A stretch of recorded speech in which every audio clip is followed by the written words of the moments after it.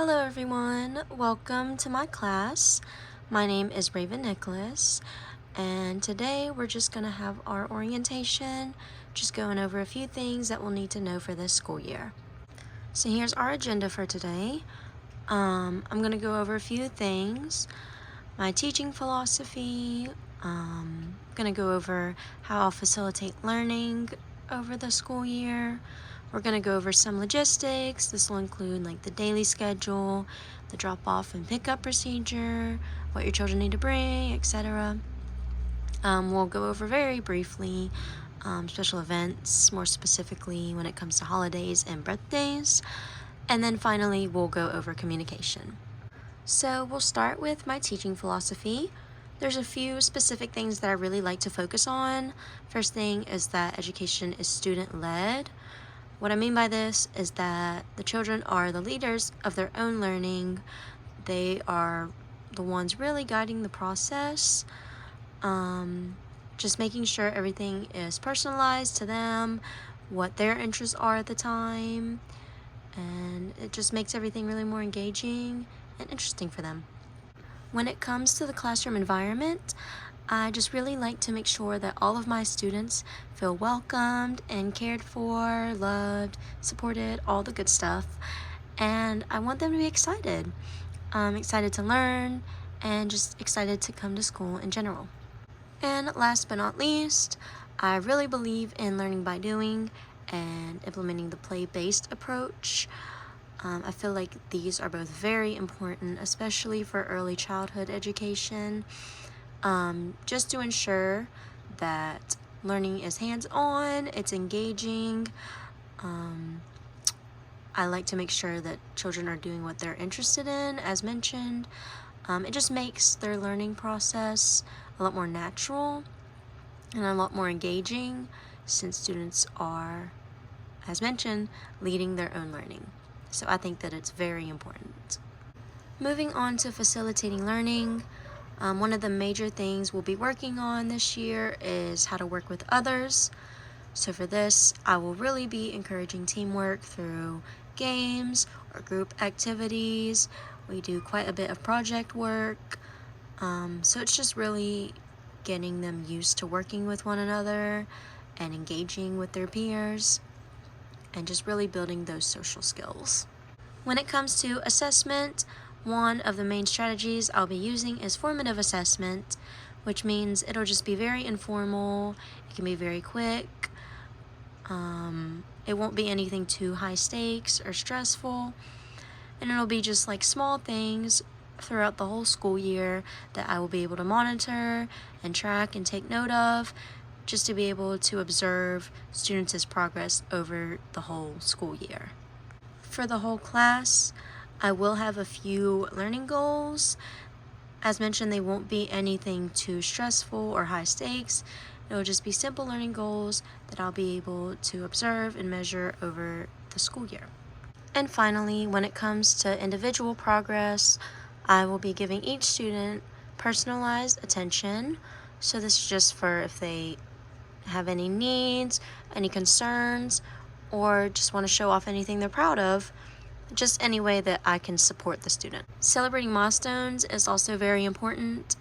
It doesn't always have to be something major. Even celebrating the small things can really boost self-confidence, make them feel more proud of themselves and their work, and just helps them feel more supported. As mentioned, we will have learning goals. These will be class-wide and individual. And then finally, just doing everything we can to support their social and emotional development. So when it comes to problem solving, we have a very step-by-step approach. Step 1 is to define the problem. So you will discuss the perspective of each child, just making sure to get all sides of whatever the situation is. So it's not a he said, she said situation. And to make sure that the problem is stated specifically. Step 2 is to generate possible solutions.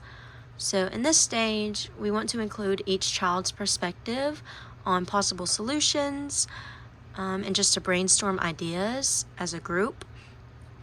This is really just to make sure that even if there is something wrong, our students are still able to work together to come up with the best solution. Step 3 is to evaluate and select solutions. So here we will look at the solutions that they came up with, evaluate each one, just try to figure out what will work best and what will take into account every child's perspective. And then step 4, implement and evaluate. So this is where we will implement our solution, and it's very important that all children involved agree on the solution, or else it could just cause even more problems. And so we'll evaluate the solution and how it's working, and if we need to reevaluate and we need to come up with a new solution, we will. So now moving on to logistics. We'll be starting off with the daily schedule. For the drop-off and pickup times, we'll go a bit more in depth in the next slide, but for now, we're just going over the whole day, just so you guys can get an idea of what we'll be doing every day throughout the whole school year. So starting off, 8 to 8:30 will be the staggered entry, which, as I mentioned, we'll be going over more in depth, and free play. So they'll be able to engage in various stations, either like blocks, puzzles, art, etc. Then from 8:30 to 9 is our morning circle time. So we'll do our greeting, calendar, weather, daily agenda, and then we can also do a short story or an introduction to whatever we're learning that week. It just depends. Then after that, from 9 to 9:30 will be their morning snack and social time. Snacks will be provided at the school, so you don't need to worry about packing that. But we'll give them a healthy snack and just give them some time for more social interaction with their peers. Then from 9:30 to 10:15, we will have learning centers and exploration. So children will get to choose from a few hands-on learning activities. We'll try to rotate them a little bit each week and each day, just so they're not doing the same things. Of course, we like to keep in mind what they're interested in, but we also want to make sure that they're getting many different experiences, not just one or two.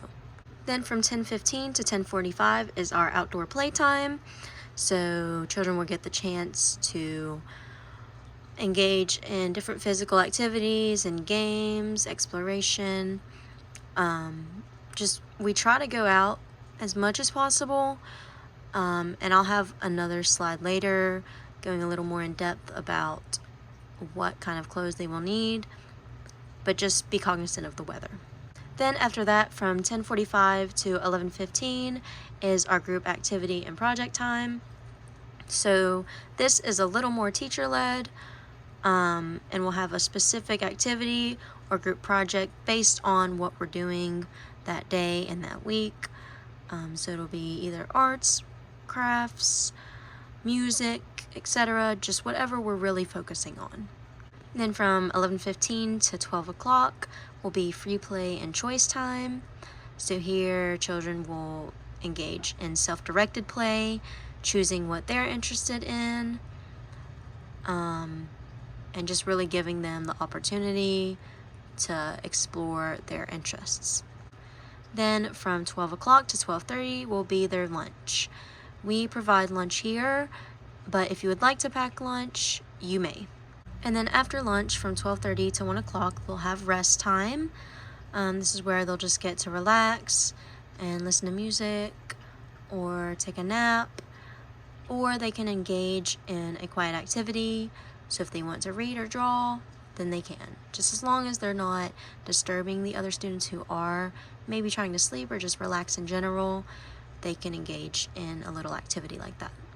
And then from 1 o'clock to 1:30, when they start to wake up and get back going again, they can engage in some individual activities, again choosing what they are interested in, and they can have time for indoor or outdoor exploration as well. At 1:30 to 1:45 will be our closing circle time and evening snack. Again, you don't have to worry about the snacks, we will provide them. And for our closing circle time, this will just be like a reflection of the day, maybe another small activity or a song. It just really depends. And then at the end of the day, 1:45 to 2:45 will be our staggered departure. Now, to go more in depth about the drop-off and pickup procedure, starting with drop-off, you guys will arrive at the outdoor gate, and we'll have cones and everything set up, and I'm sure you will be able to follow the traffic as well. So it won't be complicated. It'll be easy to follow. I will greet you outside.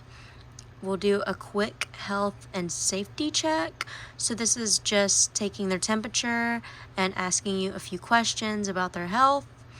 And then once everything is good with that, I will bring them inside and get them signed in, help them put away their personal belongings, and then start to transition them into the classroom and getting everyone settled in.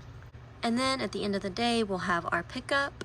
Arrival will be the same as drop-off, so it shouldn't be too confusing. We will do a verification of authorized pickup, just for safety reasons. If you do plan on having someone else pick up your child, we will need to have a note or a call ahead of time, just so we're aware. And after everything's good with that, we will sign them out and we'll bring them out to you. If there's any updates just about events or health, we'll be sure to let you know here, and then you can be on your way. Moving on to what your child will need to bring with them every day. First off is a backpack, of course. Small, easy to carry, just to hold all of their belongings. A change of clothes will be nice, just because you never know and accidents can happen. So this will be the whole outfit: top, bottom, underwear, socks, and shoes. Going back to the weather-related clothing, just be conscious of what the weather is that day. So if it's raining, maybe pack them some little rain boots and a rain jacket. And if it's snowing, then some gloves and their winter coat. As far as water bottles go, this is just to make sure that they're hydrated throughout the day.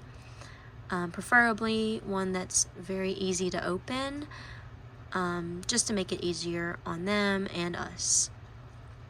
This is optional, but they can bring a comfort item, and this will be for like nap time, or if they need some reassurance, they'll have their little comfort item, preferably something like a little stuffed animal or a blankie. We just ask that it's not anything that'll light up and is really flashy or will make a lot of noise, just so in case they do decide to use it at nap time, that they're not disturbing any of the other students. And then just rest time essentials, a small pillow for them to use, and a small blanket for them to use. Going over special events, these are very important to me, especially our birthdays, just because those days are very, very special. But starting with holidays, we keep the focus on the classroom, so we don't have any like major parties, but what we will do is have some seasonal craft projects. We'll do some songs, some stories, just working things into our learning that have to do with the holidays.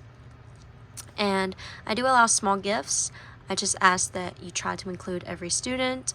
So for example, if it's Valentine's and you want your child to hand out some Valentines to their peers, just to make sure that every student will get one, just to make sure everyone's involved and no one's left out. And then for our birthdays, we keep these very simple as well. So we will do the birthday song, of course, and then the special birthday friend will get to wear a sash to mark their day. Again, we keep it very simple, very joyful, and we make sure that every student is given the same opportunities when it's their special day. I do ask to keep birthdays gift free. I know that I do allow them for holidays, but for birthdays it is just different. I just want to make sure that every student, when it is their birthday, that it's fair for every student and equal. And keeping that in mind, if a birthday falls outside of the school week or if it's during like a holiday, we will celebrate it on the closest school day. And finally, going over communication. Communication is also very important to me because I just really believe in having a strong relationship with the parents. So communication is really just the foundation of building that strong relationship. So to go over some of our communication tools, Of course, we will have those verbal check-ins, as I mentioned, at drop-off and pickup. And these are just very casual, very general updates on their day. If there are any major concerns, we can mention them here. But overall, these are just kind of a reflection of their day. We do also have our Facebook group, and I will send the email out after this with that link. And you can either make a group with me on there, or message me, or make a group with other parents, whatever you need to do. And we also have our Seesaw, but this is more for academic updates. So like if we have any activity coming up that we might need like some supplies for, that's what that will be used for. But you can still contact me on there. You can schedule parent-teacher conferences with me. I just ask that you're, respectful with this. And we'll get something scheduled.